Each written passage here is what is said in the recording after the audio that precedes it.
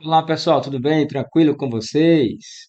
Vamos hoje dar continuidade, pessoal, ao nosso vídeo sobre crase. Nossa videoaula sobre crase, parte um. Esse aqui é um vídeo complementar, o vídeo parte 2 de crase. Tudo bem? Então, eu aconselho que você dê uma olhada aqui nesta parte um, porque aqui tem todo o suporte teórico para você enfrentar as questões de crase, ok? Então é importante que você dê uma olhada nisso aí. Vamos então aqui para a questão número 3, dando continuidade, porque aí você sabe que se ele é uma complementação, então eu não vou esmiuçar aquela teoria de crase, tá bom? Mas dá para você acompanhar também, só que é aconselhável ver o vídeo teórico antes. Então lá nós respondemos a estas questões aqui, olha só, e vamos dar continuidade agora. Já pausa o vídeo, tenta responder e vê, confere aqui com a gente o que deu certo, se deu certo ou não para você, tá? E comenta aí se você está conseguindo acertar. Vai lá. Olha, perante uma avalanche caótica que lhe vinha em cima, uma concepção do mundo repleta de mistérios e desesperos, o humanismo ateu de Conrad resiste e finca os pés.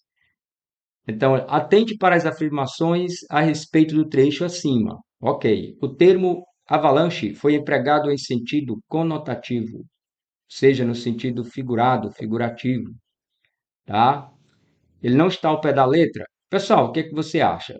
Uma avalanche caótica que ele vinha em cima, uma concepção do mundo repleta de mistérios. Então, aqui ele não está falando que houve um fenômeno natural em que uma avalanche, por exemplo, de gelo, né, de neve, veio sobre ele. Não é isso, não é o pé da letra, tá? O foco aqui é crase, mas apareceu aqui e a gente está respondendo. Então, essa primeira está certinha. Certo. Então, você já vai eliminar as letras C e E. Tranquilo. A número 2, o sinal indicativo de crase de uso facultativo. Pessoal, quando é que ele é facultativo? Quando é que eu posso usar ou não crase? Por exemplo, é quando é facultativo. Eu empregar o artigo feminino antes de um nome, antes de um substantivo feminino. Por exemplo, nome de mulher é um substantivo feminino, Maria, Ana, Patrícia. Então eu digo assim, ó, a Maria é uma boa pessoa. E eu posso dizer também, Maria é uma boa pessoa. Portanto, eu posso usar ou não um artigo feminino antes de nome de pessoa feminina. Maria veio hoje e a Maria veio hoje. Então, ele é facultativo. Pronome possessivo também, feminino, obviamente. Ó, sua prima é bonita. A sua prima é bonita. Posso usar ou não o artigo. Logo, eu posso usar ou não crase, porque eu posso dizer: refiro-me à sua irmã bonita. Refiro-me a sua irmã. Ou então, refiro-me à sua irmã. Pronto, só preposição, não usei o artigo. Então vai ficar assim, ó. Deixa eu ver se eu consigo escrever aqui nesse. Refiro-me à sua irmã. Aqui, pessoal, eu poderia colocar com crase e sem crase, tá bom? Pessoal, por esse motivo já explicado. Então, ele diz: o sinal indicativo de crase de uso facultativo pode ser inserido do seguinte modo: perante a uma avalanche. Pessoal, crase é o quê? É a fusão, vimos na aula um, de preposição com o artigo feminino a. Preposição a e artigo feminino a. Perante é uma preposição. Então, eu já tenho uma preposição. Se eu colocar mais uma, se eu colocar uma crase aqui, vai ficar duas preposições na sequência. Vai ficar perante a uma avalanche. Então, o artigo também já está aqui, o artigo indefinido. Então, vai ficar um artigo com outro artigo. Vão ficar duas preposições na sequência e dois artigos na sequência. Olha que doideira, tá bom? Então, está incorreto. Eu não posso colocar preposição, preposição, depois colocar artigo, artigo. Essa estrutura não existe. Então, vamos para número 3. A 2 está incorreta. Então, aqui nós já temos gabarito, não é? Ó, o pronome li possui, no contexto, valor de possessivo Gente, quando eu digo, ó, esse li pode ser trocado pelo dele. Dele é posse, não é o carro dele. Então, vamos ver se dá para trocar pelo dele. Perante uma avalanche caótica que ele vinha em cima, ou seja, que vinha em cima dele. Portanto, também está correto. Então, letra D é o nosso gabarito. Vamos para a próxima? Você acertou essa questão? Vamos ver, né? Coloca aí para mim se você acertou ou não. Espero que você tenha acertado. Se você assistiu a nossa aula com certeza você acertou. Portanto, agora vamos para a próxima questão. Olha só. Ele quer que você preencha. Esse aqui, gente, é o algarismo romano, tá? Ele quer que você diga qual dessas alternativas preenche esses algarismos, o 1 e o 2.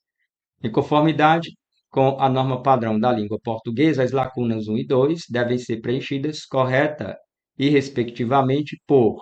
E aí, pausa o vídeo e tenta responder e diz aí o que é que você achou, se deu certo para você. Olha, em conformidade, sim, então vamos ver. Há pecados elegantes e outros que aspiram a sê-lo.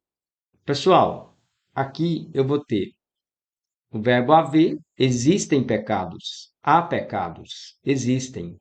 O verbo haver com H. Então eu vou eliminar os itens D e E, as alternativas D e E, porque tem que ser com H. Então, eu vou ficar A, B e C. Então, há pecados elegantes e outros que aspiram a sê-lo. O verbo aspirar, pessoal, ele rege a preposição a.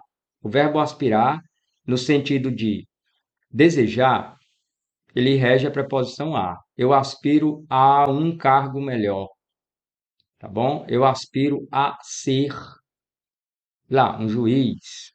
Então, aqui eu tenho que colocar a preposição a, porque quem aspira, aspira a, no sentido de desejar.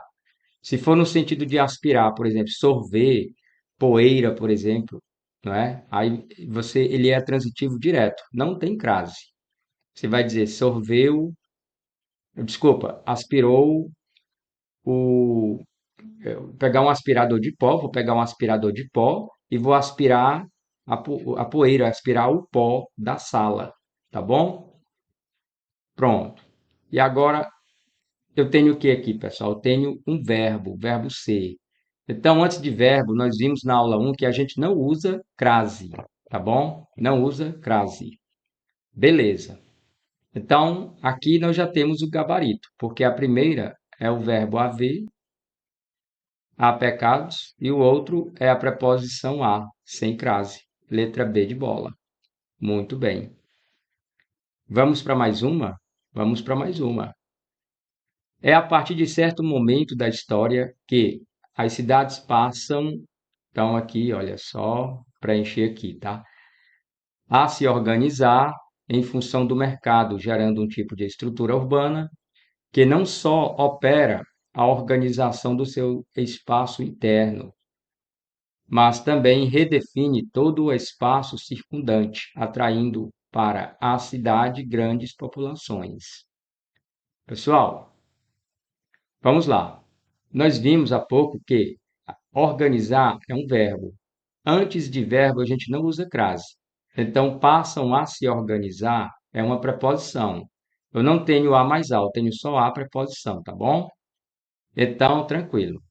Aqui nós vamos ter, já elimina esse aqui, letra A, já elimina a letra B e elimina a letra E. Então, nós temos não só opera a organização. O verbo operar ele é transitivo direto. Ele não rege nenhuma preposição, ele não pede complemento preposicionado. Então, eu opero algo, eu opero a organização. Então, ele vai ser também um A sem crase, assim. Então, já tenho A sem crase e A sem crase. E aqui eu já tenho o gabarito, né, gente? Vamos ver aqui a outra. Por que que é a letra C? Por que que este A também é sem crase? É porque ele é um artigo somente ou porque ele é uma preposição somente? Vamos ver aqui. Ó, para a cidade.